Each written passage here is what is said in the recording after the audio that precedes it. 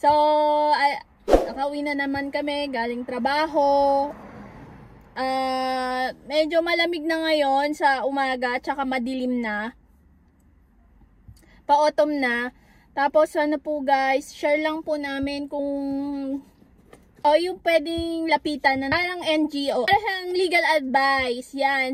Bukod sa embassy po, pwede tayong lumapit sa Charitas o Charitas ba? Charitas ba ang basa doon? Caritas. Pero yun po yung... Pero nakikita yun sa ministry, lagi. Lagi silang meron silang... tabi lang yun. Meron silang mga pwesto sa, sa ministry. So, natulong po sila sa mga foreigner, hindi lang sa Pilipino, basta mga foreigner, kasi magagaling po sila mag-English. Tapos, pwede kayo magtanong sa kanya. Bukod sa embassy, pwede po kayo magtanong sa kanila ng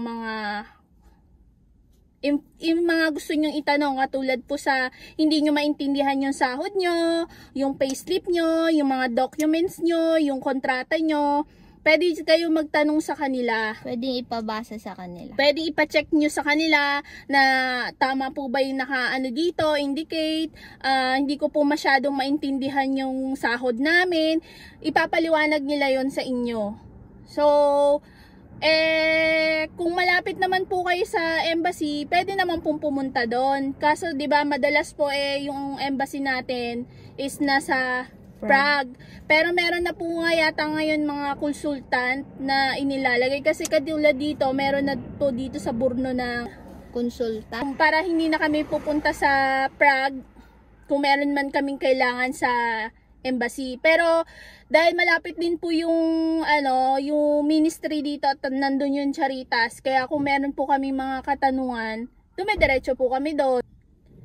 So, at saka malapit lang din sa company namin.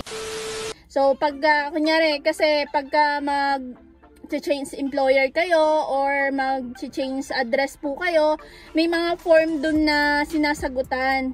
So, sila, tutulungan po kayo kung paano nyo sasagutin, tapos kung tama ba yung nakalagay dun sa mga kontrata, ganon. Ipapaliwanag nila sa inyo. Lalo na pag nag-change employer kayo. Tapos, yung kayo mismo mag-aasikaso. Oo. Kailangan yun ipa-check. Kasi minsan, mali-mali yung binibigay ng employer. Oo. Iba yung pinasa nila sa ministry. Kunyari yung employer ko, iba yung pinasa nilang sa ministry na para... kontrata. Oo, na kailangan nila. Tapos, iba yung ibinibigay nilang kontrata sa amin. Ngayon, i-check yun ng Charitas. Basta yun po, pwede kayo magtanong sa kanila kung ano yung mga gusto nyong itanong. Pero kung malapit naman kayo sa Prague, pwede naman po tayo pumunta sa embassy natin. Kung meron kayong mga katanungan about sa mga trabaho nyo, ganon. Kaya kukunin yung anak nyo. Oo, mga ganon. Pwede kayong magtanong sa kanila. So, yun lang po. Mga naka-red po sila. Nag-a-assist talaga sila sa ministry sa mga foreigner. Kasi wala po kasi talaga ditong form na English. Lahat check. So, mas sigurado kung meron nag-a-assist sa'yo. Sila yung nag-a-assist sa atin. Sila yung nag-a-assist sa mga foreigner. Mababait po sila. So, yun lang po at maraming pong salamat. Bye!